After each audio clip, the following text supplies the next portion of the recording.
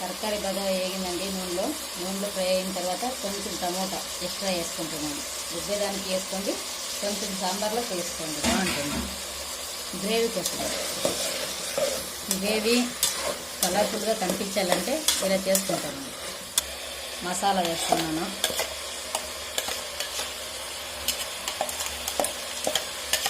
మసాలాలో ఇదంతా బాగా వేయించుకోండి.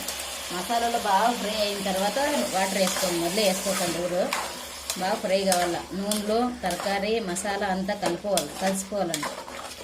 ఇలా బాగా కలిసి ఒక 5 నిమిషాలు అయిన తర్వాత మళ్ళీ మీరు మసాలా పౌడరు కావాల్సిన మెటీరియల్ అంతా చెప్తాను, చూసుకోండి. చూడండి, మసాలా బాగా వేయిన తరకారీ, వేసిన గింజలు నూనెలో బాగా ఫ్రై అయినాయి. మసాలా సమిత బాగా వేయింది. తరకారీ బాగా కొట్టాలంటే మసాలా ఇలా వేయించుకోండి. ఆ తర్వాత కొంచెం ఉప్పు వేసుకోండి.